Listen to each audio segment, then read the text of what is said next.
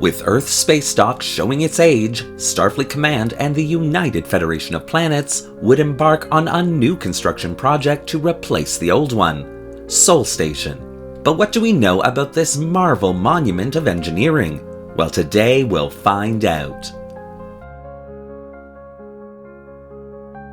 Hello and welcome to another episode of Truth or Myth Beta Canon, a Star Trek web series that dives into the history of any given topic using beta canon sources and my own imagination to fill in the gaps. In today's episode, we're taking a look at Sol Station, as first seen in Season 3 of Star Trek Picard, to better understand its place in Star Trek history.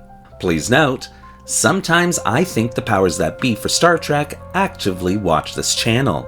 Since I began this channel many Vulcan moons ago, I've often commented and in fact made direct videos about Earth's space dock and how its function in Trek needs to be explored and defined for fandom.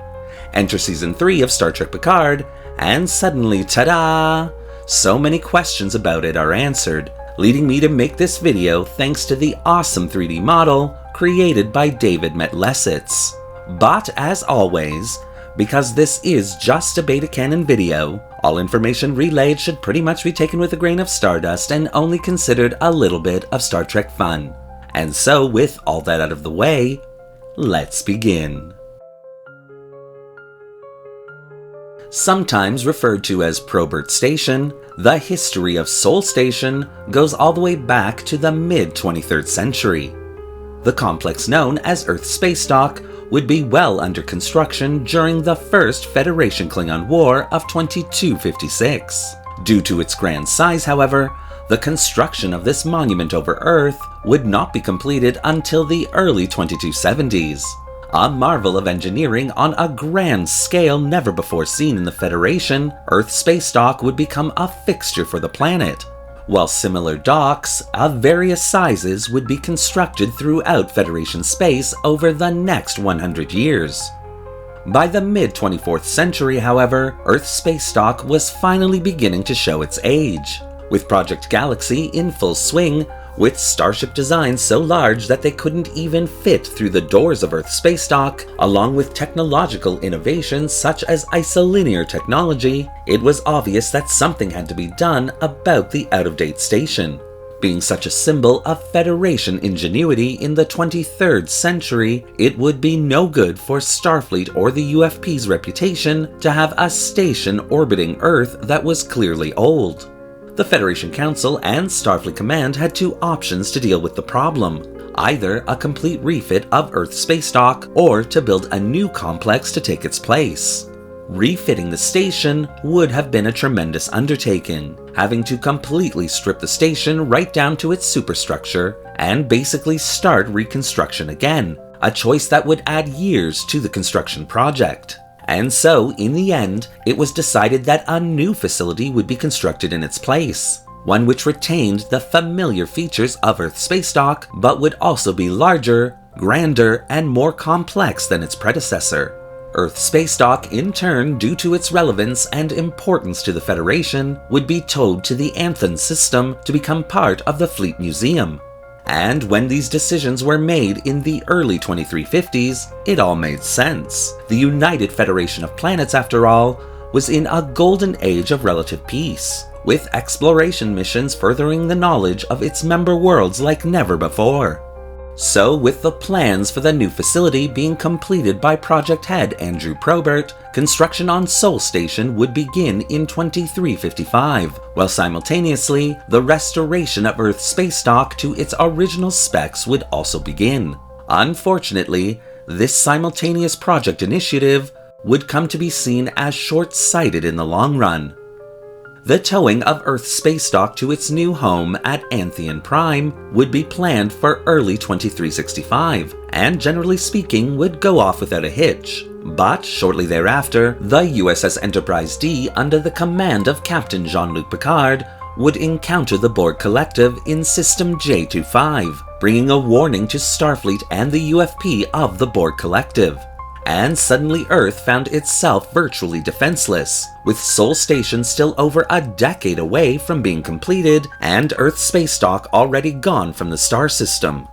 At first, both organizations discussed bringing the antiquated facility back to Earth until Sol Station was completed. But ultimately, this idea would be rejected, as Starfleet Command assured the Federation Council that the Borg cube from System J25 was still at least 5 to 7 years away from Earth itself, and that they believed they could step up construction on Sol Station to have its defensive control of the system ready to be utilized by the time the Borg could show up. But both these assurances would fall short, as a year later, the Borg Collective would show up on Earth's doorstep, and several construction and technological issues would slow down the construction of Sol Station. Thankfully, however, the Enterprise D was able to destroy the Borg cube before it was able to assimilate Earth. But even when the Borg returned in 2373, Sol Station was still not completed or ready to handle Earth's defenses. After the Borg invasion of 2366, Starfleet entered an era of technological development, and so the decision would be made to rip out the old isolinear technology, which included fusion power cores and all its computer systems, and replace them with newer tech, which eventually would include bioneural and its related components, a decision that would end up adding an additional 11 years to its original construction time. But by 2382, Sol Station would be finally born. Sitting at a diameter of approximately 7,500 meters, Sol Station would be designed to be operated by 1,642 officers and crew members. Additional space for over 200,000 civilians and Federation personnel, as well as diplomatic envoys from member worlds, would also be included in the design. In fact, if necessary, Sol Station could hold over 1 million occupants at a maximum.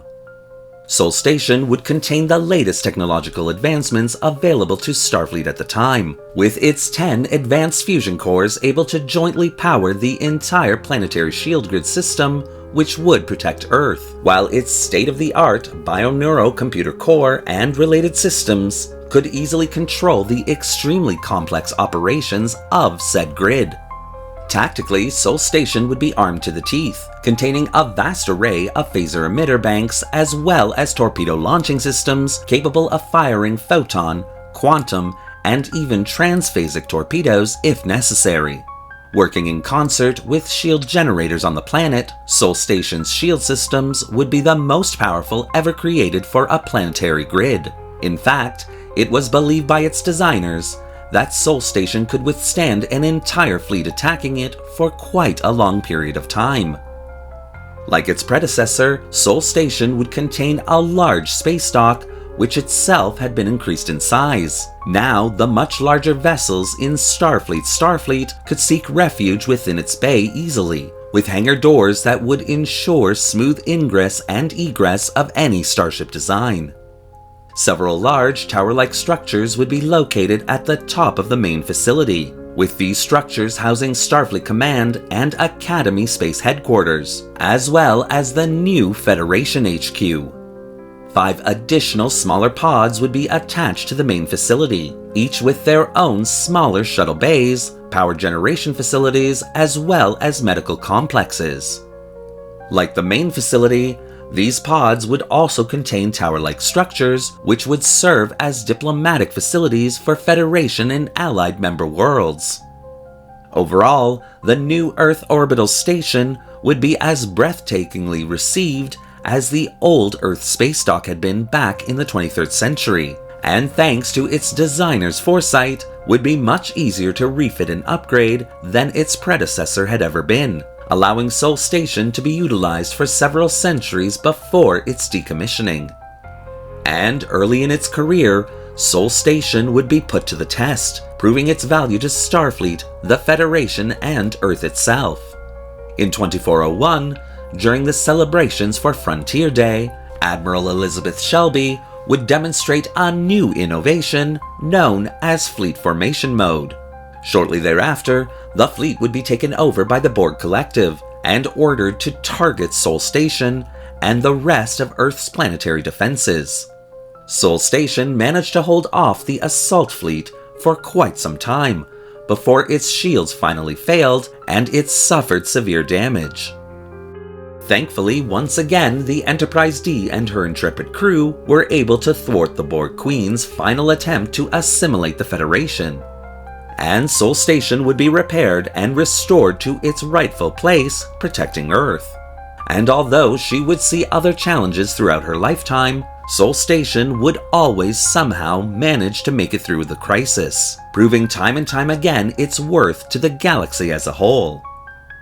Created as a monumental symbol for both Starfleet Command and the Federation, Sol Station itself would instead come to symbolize the resolve and ingenuity of the organizations it was charged with protecting, earning this station its steadfast place in galactic history. Thank you for watching today's episode of Truth or Myth Beta Canon. What do you think of Sol Station and the historical narrative that I've created here? Do you want to see more videos like this one? Well, leave your comments in the section below, and don't forget to like the video and subscribe to the channel, hitting that little bell icon so you won't miss a single video we release. Want to help the channel build a space station the likes of which no one has ever seen before? Then consider becoming a channel member subscriber or a channel patron. Both a major help that allows this channel to purchase resources and 3D models to keep it going. The links to both memberships is in the description below. Thanks again for watching, live long, and prosper.